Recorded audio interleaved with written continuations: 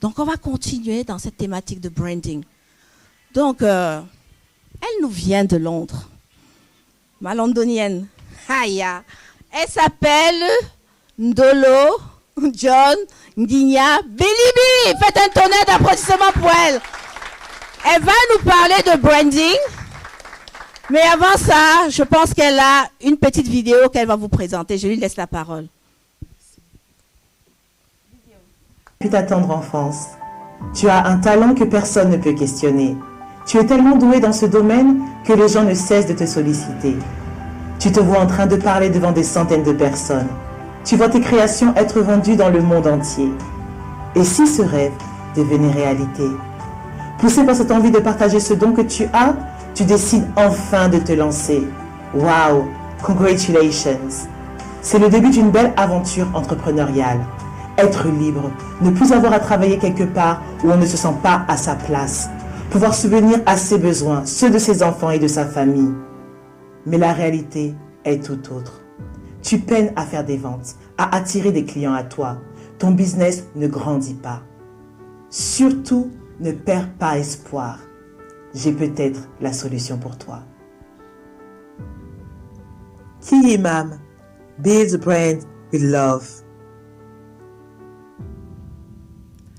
N'abandonne pas.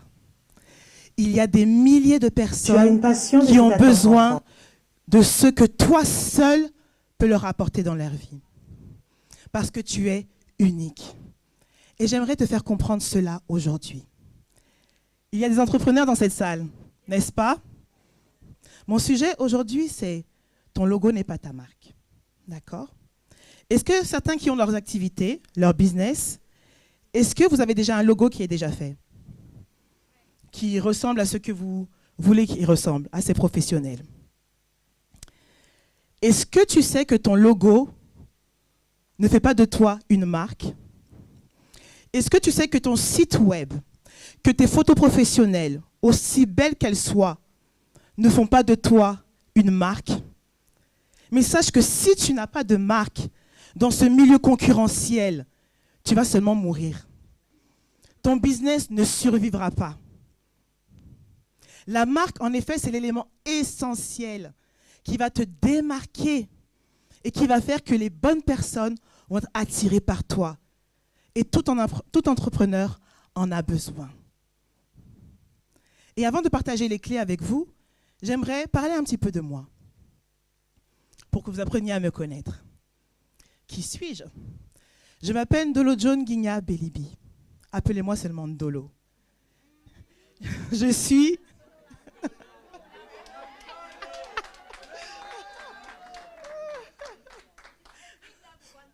Ndolo, pour ceux qui ne savent pas, je suis Bassa d'origine du Cameroun et Ndolo, ça veut dire l'amour.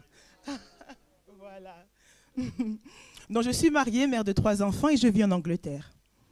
Et en Angleterre, j'ai créé cette activité, ce business qui s'appelle Key Imam.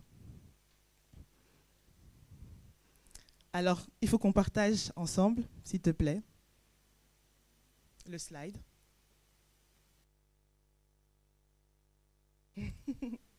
Key Imam. Key Imam, c'est un jeu de mots qui vient de la langue bassa du Cameroun et qui signifie, qui peut se traduire par les gens qui ont un savoir, les gens qui savent faire des choses, les gens qui ont un don. Et ce sont ces personnes que j'ai eu à cœur de servir. Et aujourd'hui, j'ai l'honneur, cette grâce de me présenter devant vous et de partager cette expérience, ce savoir. Mais avant de me présenter devant vous, ça n'a pas été simple. Ça n'a pas été, j'ai claqué 2 doigts et je suis devant vous, oups, j'apparais. Non. C'est parti d'un ras-le-bol. J'en ai eu marre de ne pas avancer. J'en ai eu marre de rester cloué quelque part alors que je savais que j'avais quelque chose à partager. Je savais. Et c'est pour ça que j'ai décidé d'oser. J'ai décidé d'être visible. J'ai décidé de croire en moi. Et j'ai décidé de croire en ce que Dieu avait mis en moi, d'avancer et de ne plus reculer. Pour vous dire comment j'ai pris cette décision, comment c'est venu. J'ai grandi, je suis née en France, j'ai grandi avec des parents aimants, un environnement très amour, un environnement très chaleureux, très cocon. Et dans cet environnement, j'étais souvent perçue comme une petite fille qui avait du mal à s'exprimer, à donner son opinion, à parler. Un peu plus tôt, je crois que c'est Frédia qui a parlé, chez nous, l'autorité parentale, le père, on ne va pas à l'encontre. C'est très difficile, on ne donne pas son opinion, on ne va pas commencer à dire « moi je pense que ». Et j'ai grandi dans cet environnement où je n'exprimais pas. En plus de ça, j'étais la fille du milieu, ma grande sœur, un petit frère, et je la laissais prendre les devants. Elle choisissait, elle prenait les initiatives, prenait les responsabilités. Je me cachais derrière elle, et je me cachais beaucoup derrière les gens en général. Je ne voulais pas déplaire. Je voulais être appréciée. J'avais peur que mon opinion aille à l'encontre de quelqu'un et qu'il puisse ne pas m'aimer. Et ça, je ne voulais pas. Je m'appelle Ndolo, hein. Oh, je voulais qu'on m'aime. Je voulais qu'on m'aime. Et dans cet environnement, je ne me développais pas comme j'aurais pu me développer. Également, à l'école, j'étais assez studieuse. Je n'étais pas la première, mais je n'étais pas non plus la dernière. Je pourrais dire que j'étais average, au milieu, sans plus. Et vous savez, tout cet environnement faisait que je ne me connaissais pas, en fait. Je n'exprimais pas vraiment ce qu'il y avait à l'intérieur de moi. Je ne prenais pas des initiatives.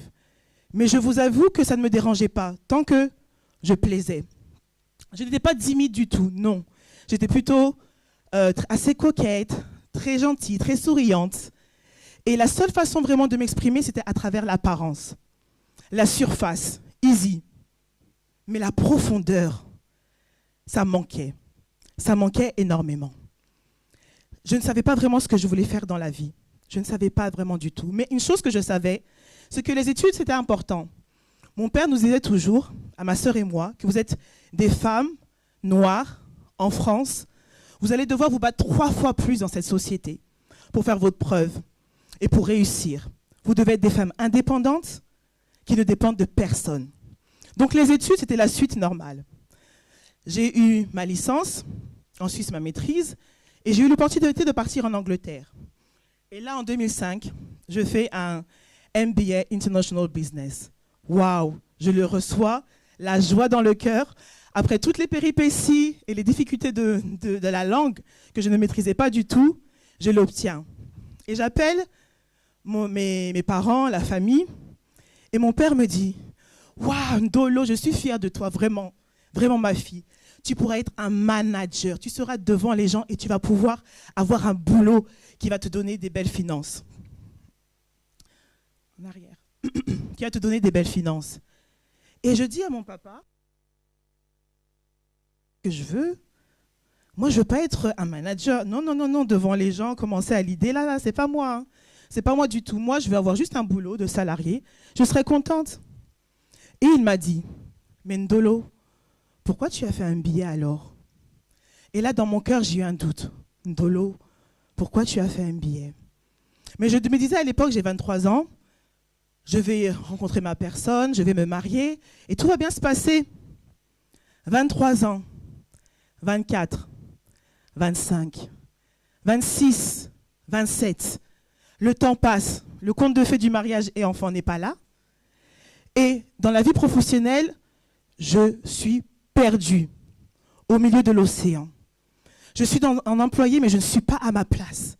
Mais je n'arrive pas à bouger, je stagne. Et les gens autour de toi te le rappellent toujours. Mais attends, tu as un billet, qu'est-ce que tu fais là? Mais pourquoi tu ne travailles pas dans ça? Pourquoi tu ne postules pas en tant que manager ou des postes supérieurs? Tu ne gagnes que ça? Hey, mais retourne en France, qu'est-ce que tu fais là en Angleterre? J'étais frustrée. Frustrée. Est-ce que quelqu'un a déjà eu ce sentiment dans son travail, où vous ne vous sentez pas à votre place, mais vous ne savez pas comment ou quoi faire? J'ai pleuré. J'ai pleuré. Et j'ai dit à Dieu, mais pourquoi? Pourquoi? Qu'est-ce que je suis censée faire? Ça ne s'arrête pas là. Ce n'est pas la fin. Et dans son amour, il m'a répondu. Et il m'a rappelé mon amour pour la communication, pour le visuel. Vous savez, à 18 ans, quand j'ai fini mes études, il y avait une émission télé locale qui faisait des interviews pendant un forum des étudiants. Et là-bas, il y avait les caméras, et j'aimais trop les caméras. Je vous ai dit, j'aimais être vue, être coquette. Donc, je me suis mis devant. Et quand on a dit, poser la question, qu'est-ce que tu veux faire dans la vie? Je faisais, il ne fallait pas que je paraisse, je ne sais pas ce que je veux faire. Je disais, je veux être infirmière, je veux soigner les gens. C'est un beau métier, c'est super. Et je me rappelle qu'à l'époque, les tantes m'avaient vue à la télé. Et le père d'un ami disait, disait à sa fille, regarde Dolo, elle sait ce qu'elle veut dans la vie. Elle sait, elle ne reste pas là, elle va étudier, elle va faire des longues études. Toi, tu es là, tu t'assois. Et dans ma tête, je me disais, si, il savait. Moi-même, je ne sais pas. Et vraiment, quand j'ai eu cette opportunité, quand Dieu m'a parlé, me rappelé cet amour pour la communication, cet amour pour le visuel, cet amour pour le marketing, que j'ai commencé à vraiment aimer en ma licence. J'aimais cette matière, je ne sais pas pourquoi, mais j'étais assidue, j'étais excellente. Pour une fois, je ne me sentais pas average.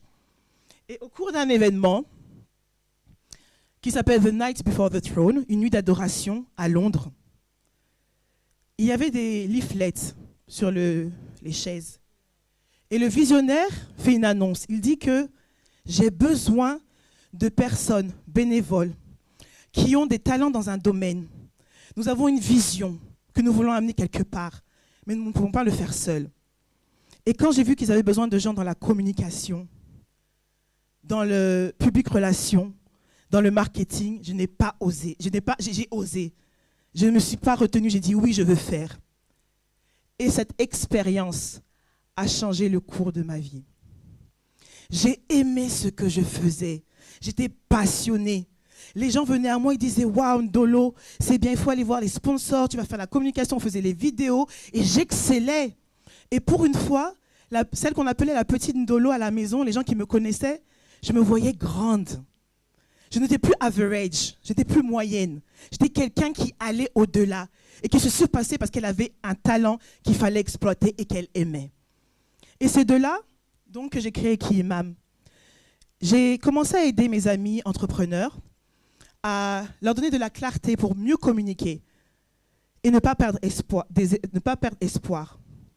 Parce qu'une erreur que font beaucoup d'entrepreneurs, que j'ai remarqué, c'est que quand ils ont cette passion et ce talent, ils sautent sur le marché pour qu'on me voie et pour qu'on me connaisse, ce qui est tout à fait normal. Il faut qu'on vous connaisse. Cependant, si vous ne pensez qu'à court terme, faire de l'argent rapidement,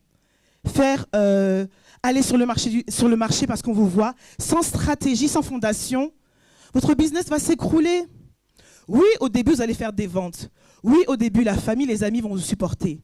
Mais à un moment donné, il n'y aura plus personne. Parce que vous n'avez pas réussi à trouver ce client, pour qui vous êtes fait. Et aujourd'hui, j'aimerais partager avec vous les 4 clés qui vont vous permettre de vous démarquer des autres concurrents.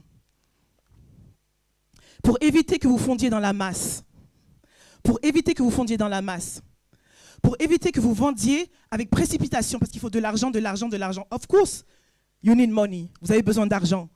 Parce qu'à the end of the day, à la fin, vous voulez avoir du profit et être libre financièrement. Et j'aimerais vous montrer comment compter vraiment sur son talent et arrêter de penser que tout le monde est pour vous. Next. Donc, je disais, ton logo n'est pas ta marque. Si vous aimez aller à Starbucks, je ne sais pas qui aime aller à Starbucks, est-ce que vous prenez le café là-bas, vous aimez trop aller prendre le café parce que le logo est trop wow, oh my God, il faut que je prenne ce café. Qui a un iPhone dans la salle? Si vous avez un iPhone, est-ce que vous aimez trop le iPhone que quand on vous parle de Samsung, vous dites moi c'est iPhone. Est-ce que c'est parce que vous voyez la pomme croquer? Non, il y a quelque chose de plus profond qui va faire que vous allez faire votre choix et choisir cette marque. Donc la première clé que je vais partager avec vous, avant de la partager, j'aimerais vous donner une définition du branding. Parce que beaucoup de gens, d'entrepreneurs, ne connaissent pas vraiment à quoi le branding sert et comment l'utiliser. Et les conséquences, c'est quoi? Aller dans la mauvaise direction, faire des choix qui ne sont pas les bons. Et le risque, c'est que votre business meure, comme je le dis souvent, et que votre rêve s'éteigne. Le branding, c'est le sentiment, l'attachement émotionnel que tu crées entre tes futurs consommateurs et ta propre marque. Clé numéro 1, qui es-tu? C'est important de savoir qui on est. C'est le départ de toute chose. Tu es le cerveau de ta entreprise. Tu es le cœur de ton entreprise. Tout part de toi. Tout part de toi. Quelle est ta mission? Quelle est la raison pour laquelle tu as créé ce business? Qu'est-ce qui t'a poussé à faire ce que tu fais? Et cette mission, ça va être l'œil de ton business. Ça va être la direction de ton business. Et que quand vous passez des moments difficiles, quand vous n'arrivez pas à faire de vente, quand vous pensez que ça ne vaut pas la peine, vous allez continuer. Parce que vous savez que cette mission, elle ne vient pas de vous. Cette mission, elle est importante.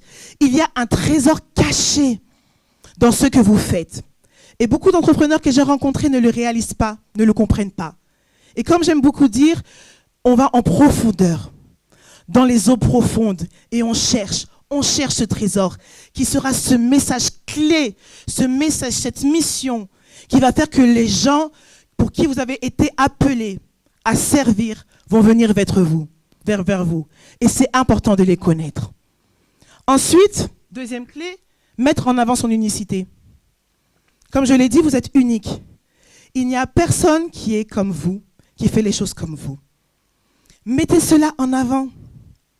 Pourquoi est-ce que vous pouvez aller à 1 heure de temps de votre maison au restaurant, un super restaurant que vous aimez, un restaurant chinois qui est celui que vous aimez, où vous aimez aller. Mais juste en bas de chez vous, il y en a un. Pourquoi vous êtes prêt à attendre des heures et des heures et des heures dans un salon de coiffure parce que vous voulez que Patricia vous coiffe? Alors que dans la même rue, il y a un coiffeur, il est disponible. Mais vous êtes prêt à attendre. Donc il y a une raison qui est plus profonde que vous devez comprendre, qui va faire la différenciation sur le marché, qui va faire que c'est la raison pour laquelle je vous suis. Et votre compétiteur n'est pas un ennemi, au contraire. Il est unique. Quelle part d'unicité vous allez apporter vous-même, qui va faire que vous allez être le bon choix, le choix de mon cœur. C'est très important. Ensuite, revoyez votre façon de communiquer. Beaucoup d'entrepreneurs que je raconte, quand on commence à travailler ensemble, je vois leur talent, la puissance de la mission, je comprends, je les aide à découvrir que cela ressorte, un message clair. Ensuite, je vois leur communication, mais c'est le jour et la nuit. C'est le jour et la nuit. Et quand je dis la nuit, ça veut dire que c'est l'obscurité. Et si c'est l'obscurité pour votre client idéal. Il ne vous connaît pas, il ne sait pas pourquoi vous faites ce que vous faites. Faites que cette lumière les envahisse, qu'ils sachent que vous êtes cette personne. Donc dans votre communication, dites ce que vous apportez, pourquoi vous le faites. Ne vous arrêtez pas sur des technicités. Des choses comme, par exemple, si vous êtes coiffeur et vous dites que vous aurez une coiffure ravissante, vos cheveux bouclés vont briller. Quel coiffeur ne veut pas que vos cheveux brillent? Donc il y a quelque chose de plus profond dedans. Vous êtes business coach et vous dites que, avec mes services, vous allez faire plus de ventes. Mais quel business coach veut que nous ne fassions pas de ventes? Ce n'est pas mauvais du tout, non. Mais parlez au problème de la personne. Il y a quelque chose de profond que vous pouvez faire pour cette personne qui va transformer sa vie. Communiquez-le de la bonne façon. Et pour finir, le 4e point, qui est la puissance de ton histoire. Beaucoup d'entrepreneurs n'osent pas partager ce qu'ils ont traversé, ce pourquoi ils font ce qu'ils font. Et souvent, c'est parce qu'ils ne savent pas pourquoi. Donc, je les aide à comprendre pourquoi. Et une fois que vous comprenez votre pourquoi, il est temps de partager cette histoire. Cette histoire qui a le pouvoir de transformer la vie de quelqu'un, de transformer sa relation, ce que la personne traverse, de faire grandir son business, de changer sa vision, de faire que son mariage soit restaurée. Il y a quelque chose dans votre histoire qui est profonde. Parce qu'il faut savoir que l'histoire, ce n'est pas quand vous la racontez, quand je les rencontre, les entrepreneurs, ils vont donner des éléments qui se sont passés dans leur vie. Mais ça ne vend pas. Ce qui va vendre, c'est ce qui est à l'intérieur de cette histoire, ce bijou, ce trésor. L'histoire, de par essence, c'est la vôtre. Elle est unique. Donc, d'entrée, elle vous différencie. D'entrée, elle vous différencie. Et votre histoire, c'est le miroir de votre client idéal. Quand il voit votre histoire, il s'y voit. Il ressent cette émotion. Il comprend que vous le comprenez. Il réalise que vous avez passé les mêmes choses que elle. Et cette personne a envie de vous connaître plus. C'est ce qui va inciter quelqu'un à se connecter à vous. C'est ce qui va inciter quelqu'un à vous choisir. Parce que votre histoire lui parle. Donc, votre histoire, apprenez à la connaître, utilisez-la et partagez-la. Donc, comme je vous ai dit, qui tu es, montre en avant son unicité. Communiquez les valeurs, ce pourquoi vous faites ce que vous faites. Et votre histoire a le pouvoir de vous démarquer sur le marché du travail. Et faire que les gens vont être connectés à vous, s'attirer à vous, vouloir suivre vos lives, vouloir vous connaître plus, aller à vos événements. Ça commence comme ça. Ils vont vous choisir. Quelle est l'émotion? Posez-vous la question. Quelle est l'émotion que vous voulez voir sortir dans votre histoire? Quelle est cette émotion? J'aime beaucoup la marque Lancel. Avant, je ne comprenais pas pourquoi. À l'âge de 16 et 17 ans, j'ai rencontré cette marque. Je voyais ma cousine avec ses copines marcher avec le Lancel rouge. Je l'ai trouvée belle, élégante, grande, des femmes de puissance. J'étais là, je me disais, waouh, mais moi, c'est comme ça que je vais être. En fait, j'avais cette émotion parce que je connectais d'une façon ou d'une autre. On m'avait tellement vu comme la petite Ndolo que j'étais là, j'avais envie de me dire que c'est une façon de s'exprimer, de dire que je suis grande, que moi aussi je suis puissante, que je suis impactante. Qu'est-ce que vous voulez que votre client idéal ressente? Et pour finir cette histoire, ce message, j'ai décidé d'oser, comme je vous l'ai dit, d'en parler. En 2022, fin 2022, le Seigneur me parle profondément que Ndolo, il est temps que tu passes à un autre niveau. Fais des lives. Et à l'époque, j'avais une chaîne YouTube. J'ai mis tout ce qui est contrôlé. Je travaille ma chaîne, je travaille mes contents et après je partage. Mais il fallait que je m'expose. Et ça, c'était dur. Vous vous rappelez de la team Ndolo? Parler, s'exprimer, dire ce qu'elle pense. On va me juger. Qu'est-ce qu'on va dire de moi? Comment je vais être perçue? Mais ce message, vous savez, il est tellement fort, ne le cachez pas. Osez le partager. En 2023, premier événement où je vais. Et on nous dit, faites des lives pour partager à tout le monde. Je dis, hey, ça y est, c'est parti, I have no choice. Je dois faire le live. Et de là, je rencontre une fille qui me dit, ah, j'aime ce que tu fais, j'aimerais que tu sois conférencière à mon événement Black Affair. J'y vais, premier événement. Ensuite, je me retrouve sur les réseaux, j'avais dit, je vais être là, je vais faire des choses. Une femme me contacte, private message, elle me dit, Ndolo, j'aime beaucoup ce que vous faites, Madame Ndolo, j'aime beaucoup. J'ai un événement en juin 2023, le grand week-end du business à Londres. Et j'aimerais que vous y participez. Quand je vois la tête d'affiche, je dis que, hey, yes, papa, je vais y aller. C'est ce que je veux. J'ai toujours voulu être une conférencière et parler de messages, parler de ce que j'ai à cœur et de mon expertise. Et dans cet événement se passe extrêmement bien. Et c'est là que je rencontre qui? La mère du branding. Yes! Je la rencontre et au départ, je me dis qu'elle est panéliste et tout, on échange. Ensuite, elle me pose des questions sur comment je me présente sur les réseaux, qu'est-ce que je fais. Et d'entrée, je sens qu'elle sent la faille. Mais je n'étais pas sûre encore. Parce que moi, j'étais vraiment côté anglophone, je suivais les Américains. Et je me disais que je n'avais pas vraiment pensé aux francophones à l'époque. Elle a parlé avec une douceur. J'ai tout de suite connecté. On a parlé de connexion. Et j'ai dit que c'est elle avec qui je vais travailler. Elle va m'accompagner. Et donc cette décision d'oser fait qu'aujourd'hui je suis devant vous. À partager mon message. Et j'aimerais te dire que ton message est fort. Ose le partager. Ose en parler. Si tu ne sais pas comment, laisse-moi t'aider à découvrir ce message que Dieu a mis dans ton cœur depuis ton tendre enfance. que tu ne sais pas comment l'exprimer. Que quelqu'un entende ce que tu as à dire. Que quelqu'un sache que ce que tu as en toi est puissant et peut transformer la vie de quelqu'un. Je te l'ai dit, tu es unique. Tu es unique. S'il te plaît, n'abandonne pas. Ose être visible. Wow. Merci. Wow. My God. Ça, ce sont les élèves qui sortent de mon académie. Mais non, moi-même, je suis fière de moi. Waouh. Oh, Ndolo, tu as tout déchiré. Bravo. Merci. Waouh. Vous avez vu quoi? Oh my God. Bravo. Merci. Merci pour ton super message. Tu es tellement éloquente. Waouh. Merci.